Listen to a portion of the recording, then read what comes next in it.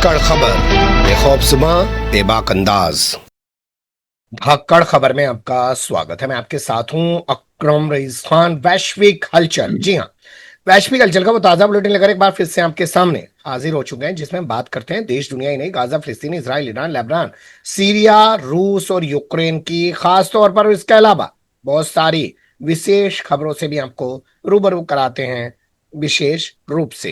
क्योंकि इन तमाम पहलुओं पर, मुद्दों पर बात करने के लिए हमारे साथ रोजाना जुड़ जाते हैं कृषकांत जी, यानी के जी, जो भारतीय वायुसेना के रिटायर्ड ऑफिसर हैं और जियो पॉलिटिक्स पर वाकई में अपनी पैनी ही नहीं गहरी नजर भी रखते हैं।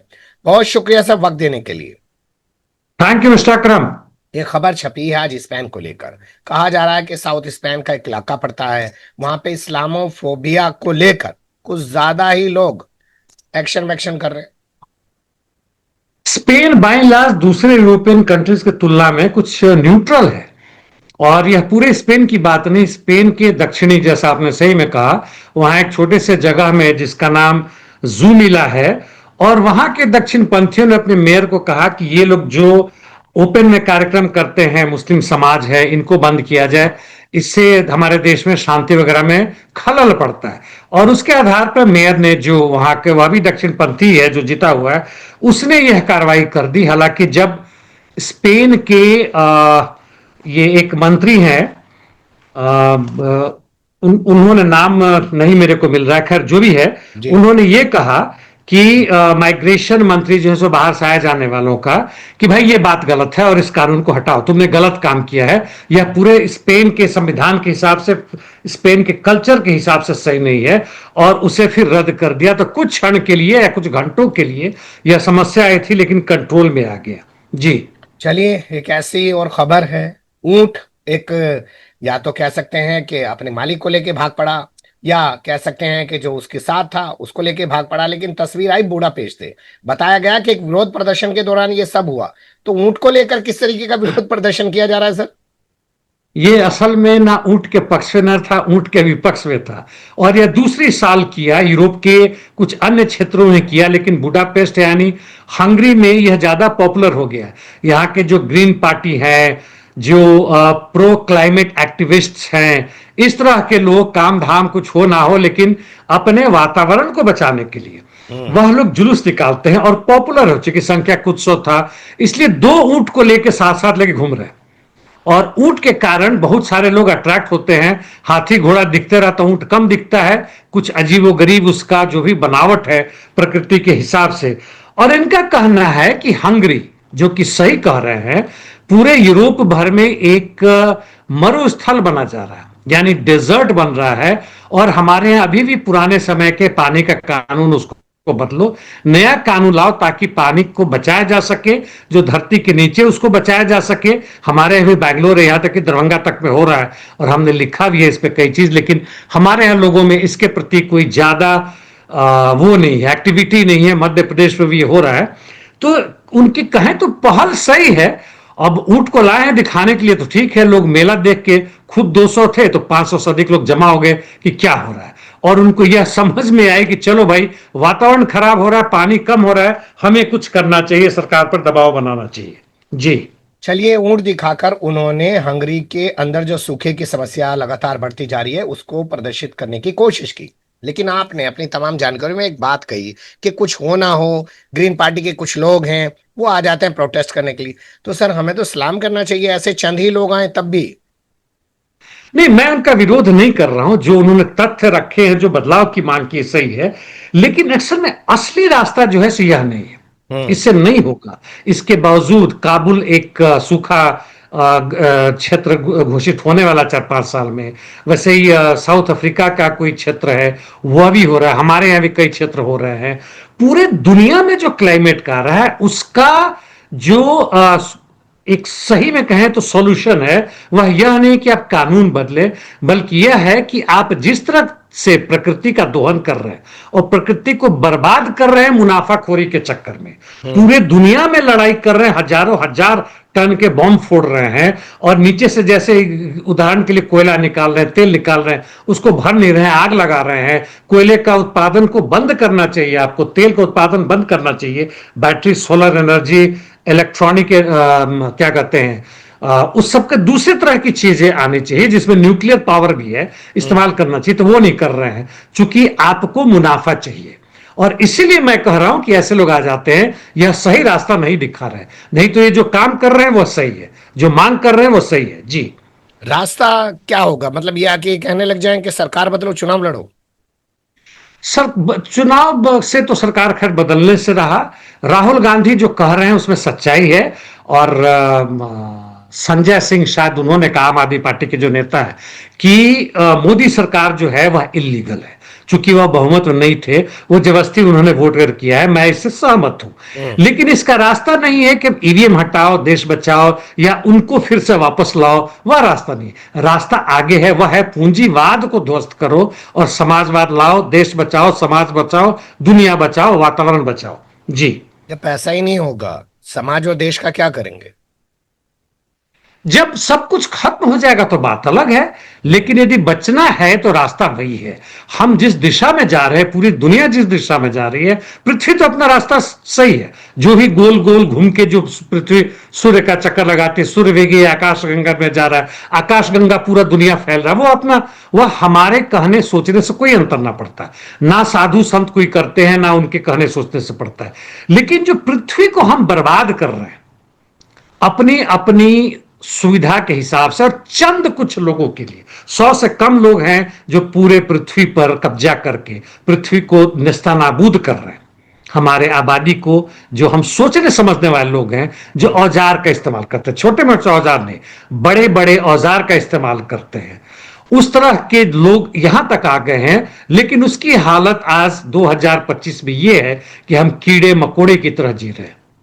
और इसलिए उसका जो पुराना समय है उससे हम आगे बढ़े, ना कि पीछे जाए। हम पीछे जाएंगे इसका मतलब हम और बर्बाद कर रहे हैं। हम इतिहास में वापस नहीं जा सकते, केवल सबक ले सकते हैं जी। ठीक है, चलिए इस मुद्दे पर कभी और भी विस्तार से बीच बीच में बातें हम लोग करते रहा करेंगे। अब रुक कर लेते हैं गाजा और मिडिल ईस्ट से जुड़ी खबरों का।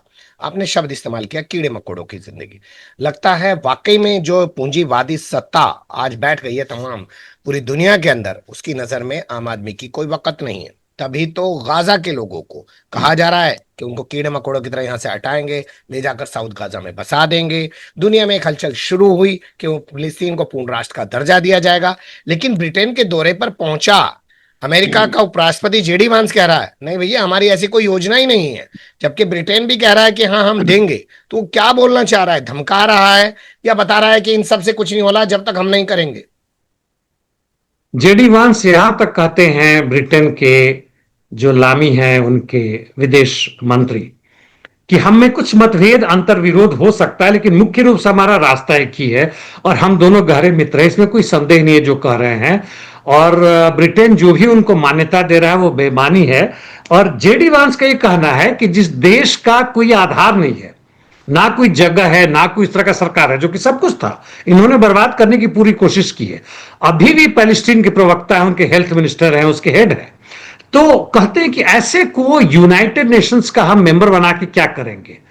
ये क्या भूल गए हैं कि वे वैसे देशों के जो बाहर में जाके बैठे हुए हैं, जैसे अभी हमने ब्राजील की बात की थी, और उसके जो पिछले प्रधानमंत्री हैं, राष्ट्रपति, जिनको अंदर जेल में बंद कर दिया गया अंततः वहां के सुप्रीम कोर्ट के आदेश से, उसको वो राष्ट्रपति मान रहे हैं। तो हम इसको क्या कहेंगे? यह दुमुहा भाषा है और कुछ नहीं है, यह बकवास कर रहे हैं। यहां तक यह भी है कि जब ट्रंप से फोन पे बात हो रहा था नेतान्याहू का, तो नेतान्याहू कहा कि यहां कोई भी ना जनसंहार हो रहा है, ना भूखे मर रहे हैं। तो तथाकथित रूप से पूरी दुनिया में कहा जा रहा है कि इस पे ट्रंप काफी नाराज हुए, डांटा नेतान्याहू को कि यह मत कहो कि भूखे हैं, उनको खाना देना चाहिए। खाना दो, करो, वहां से भगाओ उनको, सोमालिया में भेजो, सोमाली पुंट में भेजो, उनको साउथ, वो जहां भी जगह बनता है वहां भेजो, जॉर्डन भेजो, इजिप्ट के दक्षिणी भाग में भेजो, वह करो। यह जब हमें चाहिए, और थोड़ा बड़ा खाना देते रहो, ऐसा क्या, कम से कम दुनिया को दिखाओ। तो ये सब बहुत धूर्त, पाखंडी और हत्यारे हैं। जनसंहार में सबका हाथ साथ साथ है जी। बिल्कुल, आपने और सही शब्दों का इस्तेमाल किया। ब्रिटेन जाकर अमेरिका का उपराष्ट्रपति जहां ये बात बोल रहा है, वहीं खबर ये छपी है कि अमेरिका 15 में से इकलौता ऐसा देश है जो चाह रहा है कि यूएनएससी की मीटिंग गाजा में जो इजराइल कब्जा करना चाहता है उन हालात पर चर्चा करने के लिए ना बुलाई जाए। लेकिन आज भी मीटिंग जी, होने जा रही है शाम को। क्या लगता है कुछ होगा मीटिंग से? मीटिंग वही होगा जो अभी तक होता रहा है। शुरू में जैसा आप समझते होंगे, मैं खुद को भी समझता हूं, जब लड़ाई शुरू हुआ था आज से 22-23 महीने पहले, तो हम लोग कहते थे कि यूनाइटेड नेशंस में गया है, आईसीसी कर रहा है, आईसीजे कर रहा है, हम लोग बड़े उत्साहित होते थे। अब वह न्यू नॉर्मल यानी आजकल का वह एक चीज हो गया है। सड़क के किनारे हम जाते हैं तो बहुत सारे भिखमंगे और वो जो डबल सेक्स वाले होते हैं वो लोग अपना जो भी साड़ी कपड़ा, वो भले ही लड़का हो, नौकरी नहीं मिल रहा है तो मजबूरी में ये कर रहा है। और अब हमारे मन को वह कहीं उद्वेलित नहीं करते, मन में दया भाव नहीं होता। बड़ी मुश्किल से कभी होता है, कुछ दे भी देते इसलिए कि मरने के बाद से शायद गॉड होगा तो वहां हमारा स्वर्ग में एक तरह से कहें तो रिजर्वेशन हो जाएगा। घर बन जाएगा। तो जी, क्या, तो जो भी है यह न्यू नॉर्मल हो गया।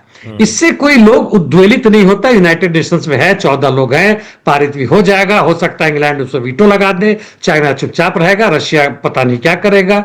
और ये सब कहेंगे, एक लाइन से जरूर कहेंगे कि भाई ये गलत बात है, तुम गाजा पर कब्जा मत करो। हालांकि जो अंदरूनी विरोध जो हो रहा है इसराइल के अंदर में, वह महत्वपूर्ण है। जो उनके विपक्ष के नेता है, जो वामपंथी नेता है, पता नहीं कम्युनिस्ट पार्टी ऑफ इसराइल क्या कर रहा है, उसको ज्यादा मुखर होना चाहिए था।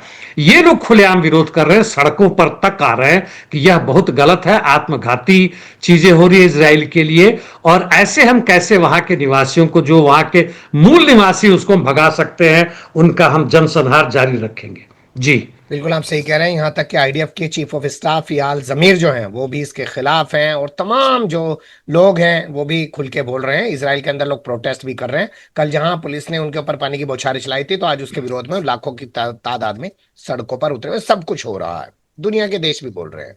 लेकिन इसराइल जो है वो लगता है सुन किसी की नहीं रहा। वो इसलिए क्योंकि अमेरिका उसके पीछे है। इसराइल के जो एक जज हैं, एक प्रोफेसर के प्रोग्राम में जाने पर उनकी शामत क्यों आ गई है? इस खबर को बुरी तरह छुपा दिया गया, बड़ी मुश्किल से खबर मिल रहा है और वह भी मिलते ही कई पेज ही गायब हो जा रहे हैं।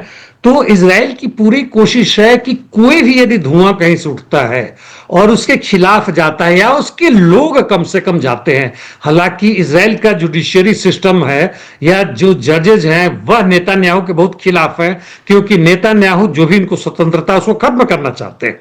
यहां तक कि हमने बात की है कि अमेरिकी एम्बेसडर तक कोर्ट पे पहुंच जाते हैं जब नेतान्याहू के खिलाफ सुनवाई होने वाली होती है और बातें आगे बढ़ती है। तो इसलिए नेचुरली रूप से जब भी कुछ चीजें बनती है और जहां पे उन लोगों की प्रशंसा होती है जो कि पैलेस्टीन के साथ हैं, इजराइल के खिलाफ हैं, जनसंहार के खिलाफ हैं और पैलेस्टीन को पूर्ण रूप से राज्य का दर्जा देना चाहते हैं, उनके कुछ भी पक्ष में आप जाते हैं तो इजराइल पूरी जोश लगा के, पूरी ताकत लगा के आपके खिलाफ काम करता है। यदि इजराइल के अंदर है, पत्रकार वगैरह है, तो आपको मार भी सकता है। जी, तो ऐसे ही इन जज साहब को निशाना बनाया जा रहा है। जज को तो बना ही जा रहा है। ये लोग कोई मायने नहीं है। जो लोग ये सोचते थे, मिडिल क्लास के जो अपर लेवल के हैं, चाहे वो आपके आर्म्ड फोर्सेस के जनरल्स हों, जुडिशरी के बड़े बड़े लोग हों, प्रशासन, पुलिस वगैरह जितने हों, इनका तभी तक महत्व है जब तुम सत्ता के साथ हो। ठीक है। यदि सत्ता को विरोध करोगे तो कभी भी तुम्हें लात मार के वह तुम्हारी औकात दिखा देगा। जी, चलिए अब रुक करते हैं अगली खबरों का और आपको बताते हैं कि रूस वर्सेस अमेरिका में क्या चल रहा है। कल शुक्रवार का दिन था, हमें इंतजार था कि ट्रंप का 8 दिन का अल्टीमेटम खत्म हो जाएगा और फिर ट्रंप जो है कुछ बड़ा करेंगे रूस के खिलाफ। जो उन्होंने धमकी दी थी वो तो किया ना उन्होंने। कह रहे साहब अलास्का में जाके 15 अगस्त को हम पुतिन से मुलाकात करेंगे। तो ये होलुलुलु जो हो रहा है क्या कहलाता है ये?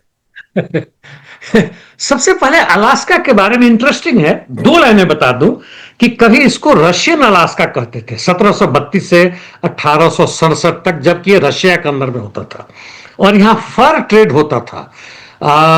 एक तरह का जानवर, हमने बात अभी की थी कश्मीर पे, उदबिलाव।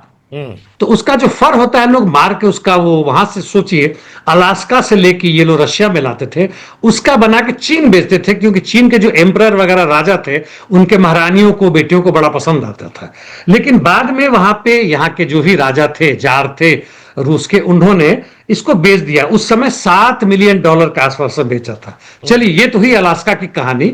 और यहाँ पे ये लोग ढूंढ रहे थे किस जगह मिले। अभी तो अमेरिका का हिस्सा है और उस ढूंढने ढूंढते ये लोग अलास्का पहुंचे। कैसे क्या पहुंचे नहीं मालूम। हालांकि यूएई को बड़ा उम्मीद था कि वहां पे होगा और उनकी भी थोड़ी इज्जत बढ़ेगी, ये सब कुछ नहीं हुआ। देखिए, दो चीजें हैं यहां पे। एक तो ट्रंप को बड़ी उम्मीद है कि यूक्रेन को दबा के यदि संधि कर लिया जाए तो यूक्रेन का हिस्सा वह अमेरिका को मिलेगा, नेटो को दरकिनार करेंगे।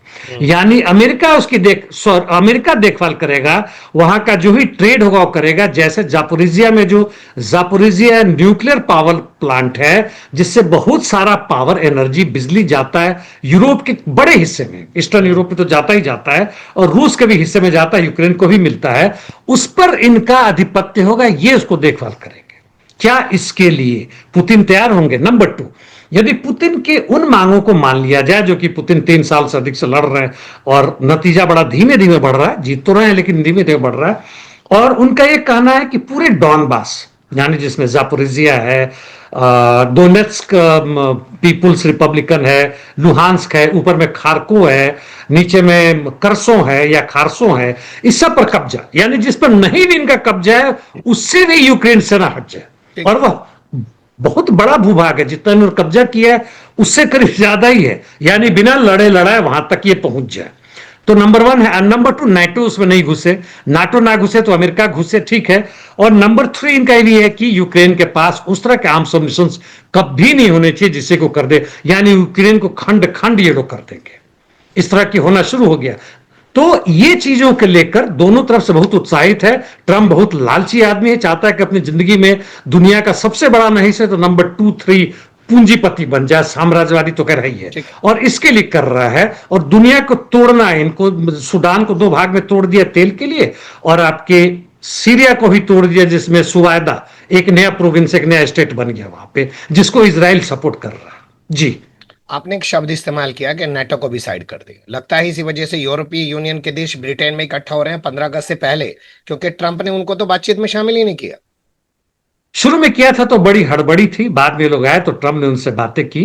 हालांकि बड़ी डांट डपट करके जो इनकी उर्सुला हैं, यूरोपियन यूनियन के जो चीफ हैं, उनसे भी बात हुआ और बड़ी प्यार से, और वो सिकुड़ के बैठी हुई हैं, जो कह रहे हैं हाँ में हाँ मिला रही हैं, चेहरे पे हंसी सब गायब है, जो नेचुरली रशिया के खिलाफ बोलती है। और वहां पे बड़े प्यार से उन्होंने 15 या 25% का टैरिफ लगा दिया, चेप दिया, मतलब कितने अरब डॉलर का इस तरफ से उस तरफ कर दिया। वह कौन देगा? क्या उर्सुला देंगी?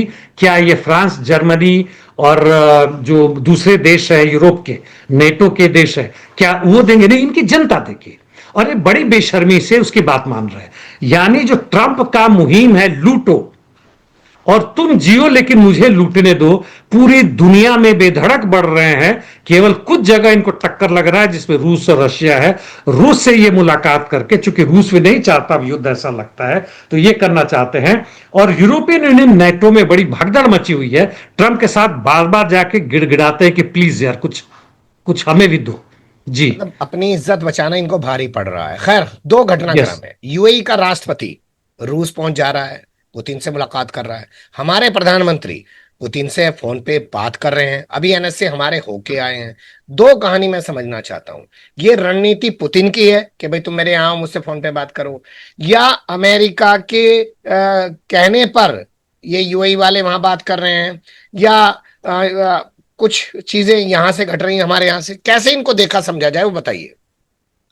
देखिए, जहां तक हमारे अजित डोभाल की बात है, क्या गए, क्या बात किया, नहीं किया, वह बड़ा स्पष्ट नहीं होने के बावजूद हम इतना अंदाजा लगा सकते हैं, क्योंकि नरेंद्र मोदी ने भी पुतिन से बातें की। और ये लोग बार बार ये अपना मतलब एक धरातल ढूंढते हैं, जमीन इनका खो गया है। जहां से खड़े होकर लड़ रहे थे, जो कर रहे थे, अचानक पाया कि वह दलदल ही नहीं, वो गायब हो गया। दलदल है तो फंसे हुए छटपटाहट हो रही है कि क्या करें। अब चाइना के पास जाना पड़ेगा, एससीओ में जा रहे हैं, और तो वहां पे यह पुतिन से सहारा चाहते हैं, हिम्मत चाहते हैं, जो कि पुतिन को चाहिए कि अरबों डॉलर का जो तेल वो भारत को बेच रहे हैं, भले सस्ते बेच रहे हैं, लेकिन उनको पैसे चाहिए ताकि अपने यहां जो उनका वॉर इंडस्ट्रीज है उसको जारी रखें, ताकि युद्ध को बरकरार रखें। उससे बहुत ज्यादा खर्च हो रहा है। और ये एक तरफ में कितने अरब डॉलर के बराबर का जो हमारे अंबानी अदानी ले रहे थे, रशिया से ला रहे थे, उसका 90 से 95% को रिफाइन करके यूरोप को बेच रहे थे और अमेरिका को दे रहे थे। हमारे जनता को कुछ नहीं मिला है, हमारे जनता को जीरो। अब तेल वही का वही दाम है। और हमारे वामपंथी जो है सो मोदी जी के साथ अब गलबहियां करने की कोशिश कर रहे हैं। हालांकि नरेंद्र मोदी कितना भाव उनको देंगे कहना मुश्किल है, इसलिए कि हमारे देश को सार्वभौमिकता चाहिए। कौन सी सार्वभौमिकता थी पहले? यार तुम इजराइल के पीछे घुसे पड़े हो, बेशर्म हो तुम, वामपंथी कहीं से नहीं हो। खैर, तो ये हुआ जहां तक रूस की कहीं हमसे ऐसा बात भी है। तो हो सकता है ना कि वामपंथी भी मीडिया की कवरेज का शिकार हो गए हैं और वो भी आज उग्र राष्ट्रवाद की बातें कर रहे हैं। उग्र राष्ट्रवाद में पूरी तरह नहीं, लेकिन छटपटाहट में तो वही कर रहे हैं। आम आदमी पार्टी भी वही कर रहा था। हम्म। आपके शशि थरूर भी, वो तो कांग्रेस के हैं, इसलिए कुछ हद तक समझ में आता है कि वह बीजेपी वैसे का खबरें मोहरा ये बन भी के। चल रही हैं सर कि शशि थरूर को उपराष्ट्रपति बनाया जा सकता है, मजे आ जाएंगे उनके। ठीक है, चलते चलते जिंदगी में उसको शायद यह भी मिल जाए। इन हम्म। लोगों का कोई ईमान धर्म जैसा कोई चीज नहीं है। हम्म। लेकिन ये वामपंथी जो है कम्युनिस्ट नहीं है। आज हमें समझना चाहिए कि वामपंथी जो है वह एक सोशल डेमोक्रेट्स है और कभी भी दल बदल सकते हैं, बिना पेंदी की लोटा है। जहां तक यूएई की बात है, वहां के जो किंग या जो भी है प्राइम मिनिस्टर गए हैं, हम्म। वह दो मुहा बात करते हैं, वहां से टूहने की बात कर रहे हैं, क्या हो रहा है नहीं हो रहा है, इधर का उधर बताएंगे। हालांकि इन्हें बड़ी उम्मीद थी कि इन दो महान नेताओं के बीच, यानी पुतिन और ट्रंप के बीच जो वार्तालाप है यहां होगा, लेकिन ये लोग अलास्का पहुंच गए। कोई सोच भी नहीं सकता था। मैं अधिक से अधिक सऊदी अरबिया की बात सोचता था, यह समझता था कि अमेरिका या इसके बीच में नहीं होगा, हम्म। अमेरिका या रशिया के बीच में नहीं होगा, कहीं और होगा, लेकिन ठीक। ये पहुंच गया अलास्का। चलिए जी। देखते हैं क्या होता है। एक रिपोर्ट आई है ब्लूमबर्ग की, उसके हवाले पे पाकिस्तान कूद रहा है, कह रहा देखो साहब हमारी तारीफ कर रहा है ब्लूमबर्ग और बता रहा है कि हमने कैसे ट्रंप की तारीफ की जंगबंदी कराने पर और उसके बाद हमें पूरी दुनिया में कैसे फायदा हुआ, हम इकलौते अलग पड़े हुए थे, आज पूरी दुनिया हमारे साथ खड़ी हुई है। वहीं वो बताने की कोशिश ये कर रहा है कि 17 जून को जो नरेंद्र मोदी ने कनाडा में रहते हुए ट्रंप के पास जाने से इनकार किया था, असल में उसके पीछे फील्ड मार्शल आसिम मुनीर थे। मोदी को डर था कि कहीं मैं अमेरिका चला गया, व्हाइट हाउस चला गया और वहां पे उन्होंने आसिम मुनीर से मिले, मुलाकात करा दी, तो मेरा तो जीवन भर का वो हाल हो जाएगा जो कि लाल की शाणवानी का हुआ कि 2004 में उन्होंने जिन्ना के मजार पे जाके कह दिया कि ये तो सेकुलर थे। इसके पहले मैं एक चीज बताऊं, जो अभी भी खबर मैंने देखा था जब हमारी बातें शुरू हुई थी, कि भारत के इंडियन एयरफोर्स के चीफ ऑफ एयर स्टाफ ने कहा है कि हमने पाकिस्तान के 5 F-16 और एक और उनका जो भी इलेक्ट्रॉनिक वॉरफेयर कर रहा था उसको मार गिरा। इतने देर से क्यों कहा मुझे नहीं पता, लेकिन अभी उन्होंने कहा है। हम्म। जहां तक, क्योंकि हमारी बहुत बेइज्जती हो रही थी कि हमारे राफेल मारे गए हैं, वो मारे गए हैं, तो अंततः इन्होंने कहा। हालांकि यदि सीक्रेट बात थी तो सीक्रेट क्यों थी अभी मुझे समझ नहीं आता है। जहां इसकी हमने चर्चा की थी और मैंने संदेह व्यक्त किया था कि जब नरेंद्र मोदी को ट्रंप ने बुलाया अपने यहां, उसी समय जबकि पाकिस्तान के आर्मी के चीफ, या जो बाद में उनको बड़ा ओहदा दिया गया फील्ड मार्शल का, वो जब पहुंचे थे मुनीर, उनके साथ ही नहीं बल्कि उन्हें यह भी डर था कि नरेंद्र मोदी से वह जबरदस्ती किसी चीज पे हस्ताक्षर करवाएंगे या ओपनली बात करेंगे कि हमारा जो टैरिफ है उसको तुम हटाओ और हमारे चीज करो। नरेंद्र मोदी डरे हुए थे, इसका एहसास उन्हें था, क्योंकि अंदर अंदर बातें चल रही होंगी। जो 25% से 50% टैरिफ जो बढ़ाया गया, वो अचानक थोड़ी, पहले धमकी दी गई होगी, हर कुछ बातें अंदर से हुई होगी, इस पर चीजें हुई होगी। तो जो ये ब्लूमबर्ग बोल रहा है वो सही है। इसके साथ साथ यह भी सही है जो मैंने अन्य जगहों पर देखा और पढ़ा, कि कहीं ना कहीं से अमेरिका की कोशिश है कि पाकिस्तान के कद को ऊपर करके और भारत को नीचे दिखाए। और मुझे आश्चर्य नहीं होगा कि भारत की बहुत सारी गोपनीय बातें, वो हमारे प्रधानमंत्री का हो या हमारे रक्षा मंत्री का हो, हमारे दूसरे चीजों से हो, चुनाव की प्रक्रिया को लेकर हो, वो धीमे धीमे करके वहां से निकलना शुरू होगा। और हम तो खैर, हम जितने शर्म है जितने बेशर्म है उस पर मैं कोई टिप्पणी अभी नहीं करूंगा, लेकिन ये जल्द ही आने वाले समूह में हो जाएगा, अनलेस कि नरेंद्र मोदी और भारत सरकार और उसके पीछे अदानी ठीक। मान जाए उनकी मांगों को, रूस से तेल लेना बंद करें। जी। चलिए रूस और अमेरिका के बीच की खबरों को छोड़कर अब बात करते हैं ट्रंप महान की। महान हम आपको फिर से एक बार बता दें, इसलिए हम ट्रंप को कहते हैं क्योंकि उनके कारनामे बड़े जानदार शानदार हो गए। महान वो वाला महान नहीं, ये दूसरे महान है।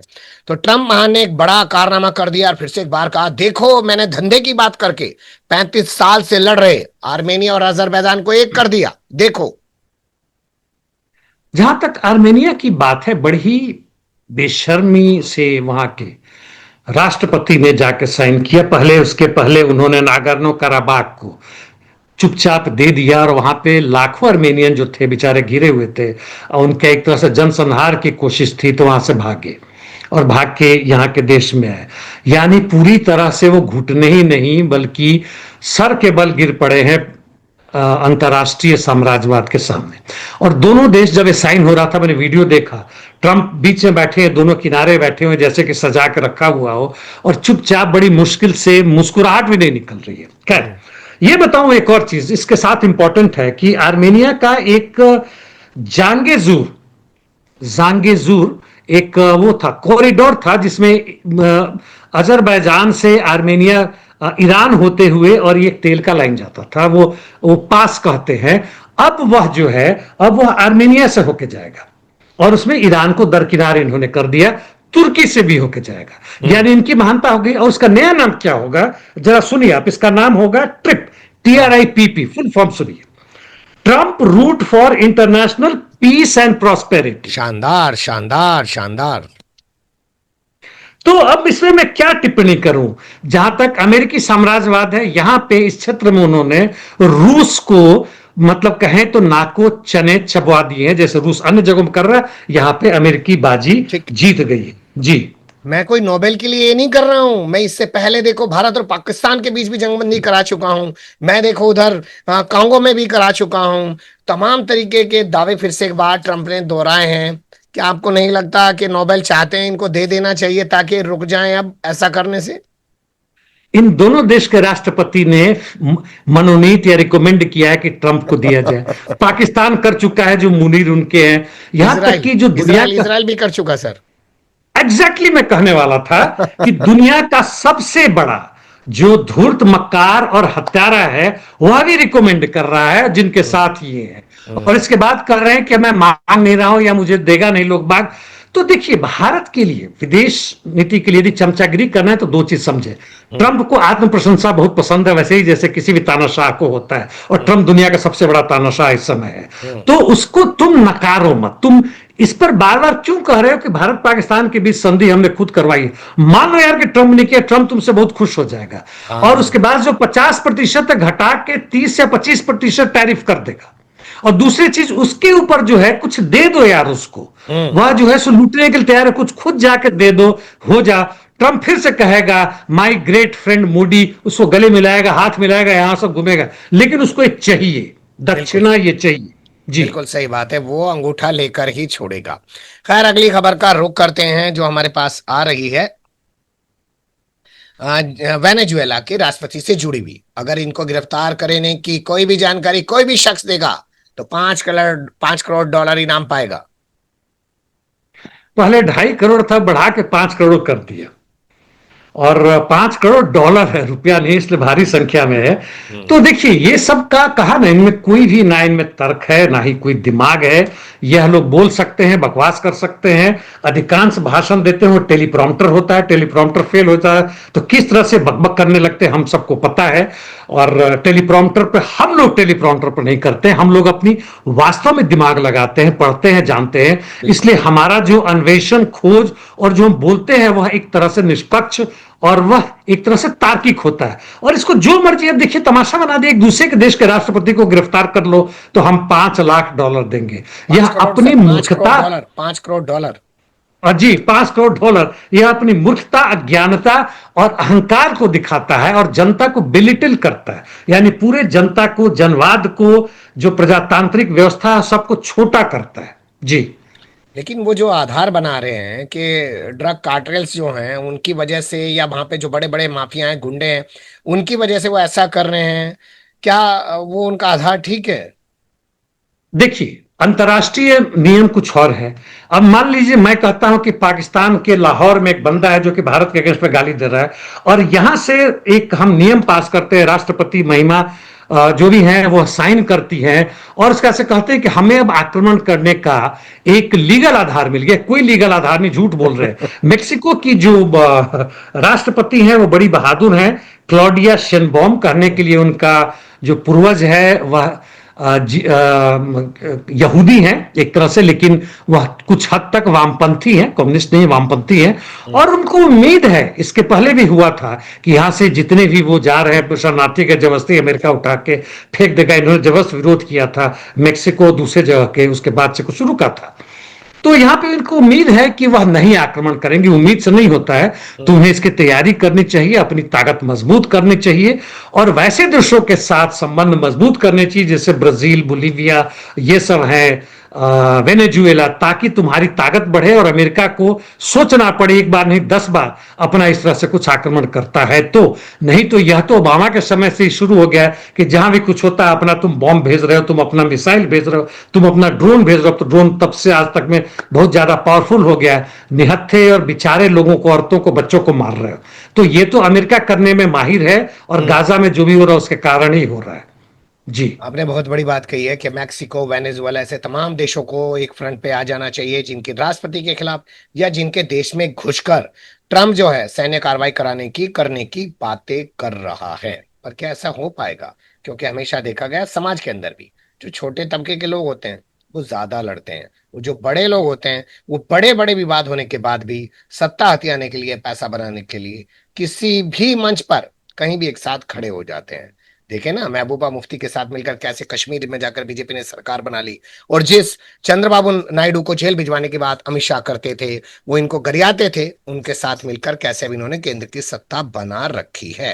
लंबी है कहानी। ओम प्रकाश राजभर को देख सकते हैं, जो योगी और मोदी को रोजाना जेल में डालने की और भीख मंगवाने की बात किया करते थे। बहुत लंबी फहरिस्त है, छोड़ देते हैं, लेकिन कुल मिलाकर आपने बात बहुत सही कही है। बहुत शुक्रिया आपका, बहुत बारीकी से हमने तमाम चीजों पर रोशनी डाली। फिर आपके साथ किसी और मुद्दे पर जुड़ने की कोशिश करेंगे। धन्यवाद sir. Thank you mister Akram.